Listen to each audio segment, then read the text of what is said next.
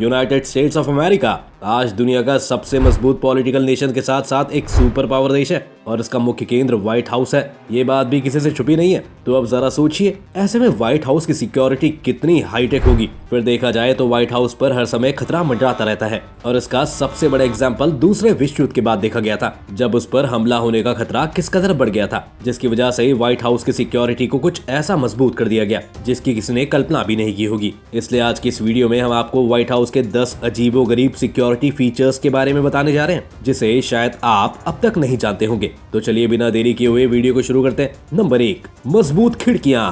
अगर आप चोर की तरह सोचेंगे तो आप बताइए, व्हाइट हाउस में हमला करने के लिए आपके लिए सबसे अच्छी जगह कौन सी होगी जिससे आप व्हाइट हाउस के अंदर जाना चाहेंगे? साधारण रूप से आपका उत्तर हो सकता है खिड़कियां। अक्सर चोरों को खिड़कियों से अंदर आते देखा गया है और साथ ही प्रेसिडेंट के कमरे में बहुत खिड़कियां मौजूद हैं जो न केवल रोशनी को आने देती हैं बल्कि हमलावरों को भी आने का मौका देती हैं। अब ऐसे में प्रेसिडेंट को बहुत खतरा हो सकता है। इस कारण सिक्योरिटी व्हाइट हाउस में बैलिस्टिक ग्लास से खिड़कियों को बनवाया है जो दिखती आम है पर बहुत अधिक मजबूत होती है। जहां तक गोलियों की बात की जाए तो इस कांच पर उनका कोई असर नहीं होता और तो और इस ग्लास की बस 1 फुट की कीमत 7,000 रुपए होती है और आसानी से मार्केट में भी नहीं मिलती। ये कांच बुलेट प्रूफ ग्लास से भी हाईटेक होती है। बता दें कि ऑस्कर शॉटगन नाम से एक आदमी ने साल 2011 में राइफल से उन पर 2 शॉट फायर किए, लेकिन खिड़कियों के ग्लास ने उन्हें रोक दिया। अब ऐसे में देखा जाए तो ये ग्लास व्हाइट हाउस की सुरक्षा में काफी मजबूती प्रदान करती है। Number 2, drones. बदलते परिवेश में ड्रोन का कितना इंपॉर्टेंस है ये हम सब बखूबी जान चुके हैं। ऐसे में अमेरिका कहाँ पीछे रहने वाला है? उसके पास इतने हाईटेक ड्रोन हैं कि पलक झपकते दुश्मनों पर काल की भांति साबित हो जाते हैं। फिर भी अमेरिका हर समय इन ड्रोन्स पर एक्सपेरिमेंट करता रहता है।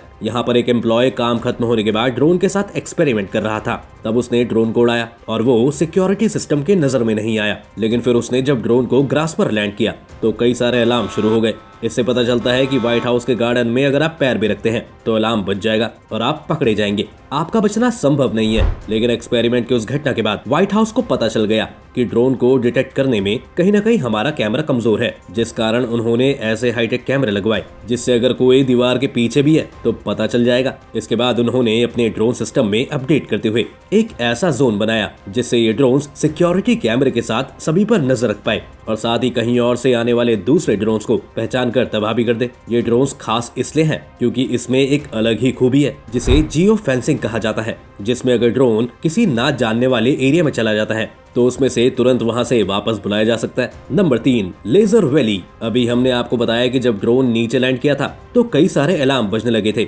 वो इसलिए हुआ था क्योंकि व्हाइट हाउस के लॉन में इंफ्रारेड सेंसर्स लगे हुए हैं, जैसा कि आपने किसी चोरी वाली फिल्मों में देखा होगा। पर उससे अलग यहाँ जो लेजर लाइट प्रोटेक्शन है उसे आप उल्लू नहीं बना सकते और वो हर वक्त अलग अलग पैटर्न से मूव करता रहता है, जिससे बचना बहुत मुश्किल है, जिस कारण चुपके से घुसा हुआ कोई भी व्यक्ति आसानी से किसी की भी नजर में आ जाएगा। अगर ये अलार्म बजते हैं तो छत पर मौजूद स्वाट टीम और डॉग्स सभी एंट्रेंस पर आ जाएंगे और किसी के पता लगने से पहले समस्या को खत्म कर देंगे। इसलिए इस तरह की सिक्योरिटी को यहाँ रखा गया है जो पूरी दुनिया में अभी फिलहाल इतनी हाईटेक सुविधा कहीं नहीं है। Number 4, secret agents. आप सीक्रेट एजेंट्स को एक ब्लैक सूट में चश्मे के साथ इमेजिन करते होंगे, लेकिन दोस्तों व्हाइट हाउस के कमांडर आम लोगों की तरह रहकर अपना काम बखूबी कर देते हैं। वहीं बात करें व्हाइट हाउस की तो यहाँ 1200 सीक्रेट एजेंट्स मौजूद हैं जो 24 घंटे 7 दिन काम करते हैं और यही कमांडो वॉशिंगटन डीसी के कई मिशन को भी अंजाम देते हैं। इसके साथ ही केवल इस एरिया में 8,800 और दूसरे एजेंट्स भी मौजूद होते हैं। इनमें से कई तो इमरजेंसी रिस्पांस के लिए बने रहते हैं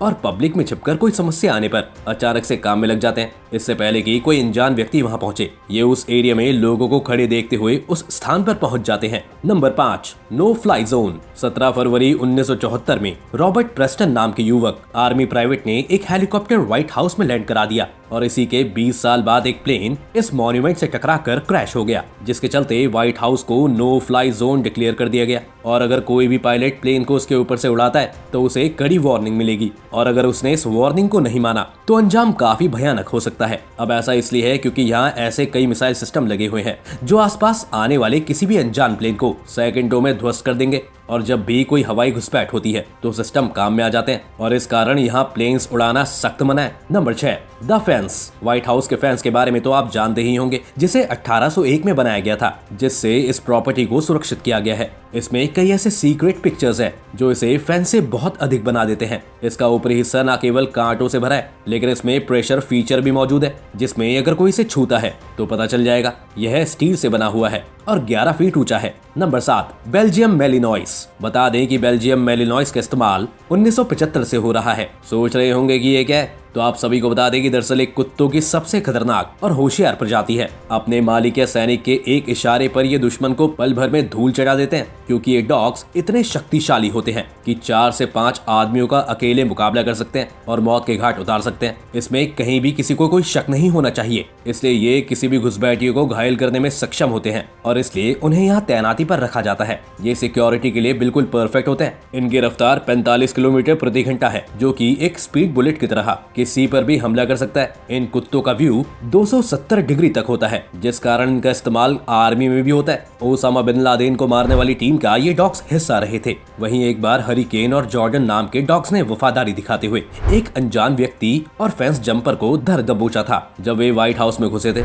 इस कारण ये काफी खतरनाक माने जाते हैं और यूएसए की फोर्स इन डॉग्स का बखूबी इस्तेमाल भी करती है। सबसे इम्पोर्टेंट बात यह है कि ये डॉग्स फोर्सेस में शामिल होते हैं और उनकी खुद की सैलरी भी आती है, जिससे उनको खूब अच्छा खाना मिलता है और ये डॉग अपनी कमाई का खुद खाना खाते हैं। है ना दोस्तों शानदार। आपको जानकर हैरानी होगी कि इन डॉग्स को सलामी भी दी जाती है जब ये रिटायर होते हैं। इनमें कुछ डॉग्स अफसर भी होते हैं जो बाकी के डॉग्स को लीड करते हैं। Number 8, tourism security input tests. इतनी सुरक्षा के बाद एक विचित्र चीज ये है कि यहाँ आम जनता भी घूमने के लिए आ सकती है और काफी जगहों को घूमने का आनंद ले सकती है, लेकिन इसमें भी प्रेसिडेंट की सुरक्षा का पूरा ध्यान रखा जाता है। बता दें कि यहाँ घूमने से 21 दिन पहले एक एप्लीकेशन देनी पड़ती है, जिसके बाद आवेदन करने पर 21 दिन तक नजर रखी जाती है और यह समझा जाता है कि वो असल में कौन है जिसे व्हाइट हाउस में आने की अनुमति मिलने वाली है। इसके बाद किसी को आने से पहले कई ही सिक्योरिटी जोन के बीच से होकर गुजरना पड़ता है, जहाँ उनका बॉडी से लेकर हर एक चीज पर नजर रखी जाती है। वहाँ पर आप बाहर का कुछ भी खाना नहीं ले जा सकते। किसी भी प्रकार के हाईटेक गैजेट्स ले जाने पर भी पाबंदी है। जबकि रही बात प्रेसिडेंट के खाने की, तो जैसे कि आप सब जानते हैं कि प्रेसिडेंट के खाने को पहले फूड टेस्ट चेक करते हैं कि कहीं उसमें खराबी या खतरा तो नहीं है। बाद में वो प्रेसिडेंट तक पहुंचाया जाता है, जबकि लोगों के लिए एक स्पेशल कैंटीन की व्यवस्था है। Number 9, presidential emergency operation centre PEOC। क्यों व्हाइट हाउस के नीचे बना पड़ा secret bunker?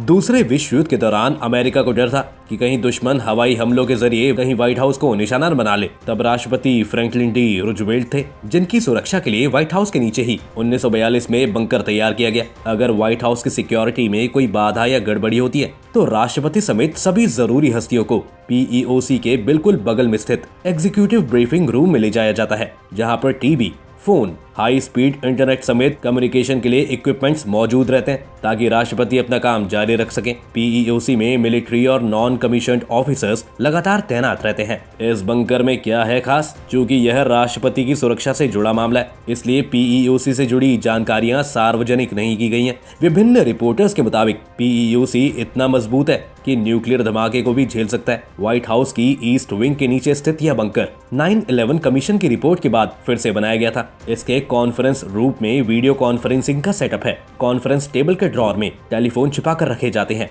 Number 10, concrete barriers. अब जरा यह भी जान लीजिए कि एक हमलावर एक भारी भरकम ट्रक को उसकी पूरी स्पीड से ला रहा है और वो सीधे व्हाइट हाउस में घुसने के लिए आगे बढ़ता है, बैरियर से टकराता है। अब ऐसी स्थिति में आप सोचिए, क्या ट्रक इस बैरियर को तोड़कर व्हाइट हाउस में दाखिल होने में क्या कामयाब हो पाएगा? इसका जवाब है नहीं। व्हाइट हाउस की सुरक्षा में अब बेहद मजबूत कंक्रीट बैरियर्स लगा दिए गए हैं, जिनसे अगर कोई हाई स्पीड ट्रक भी टकरा जाए तो ट्रक को ही नुकसान होगा।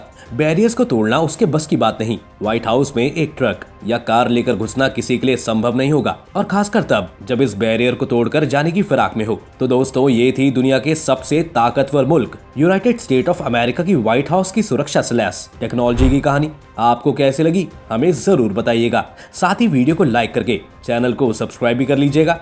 धन्यवाद।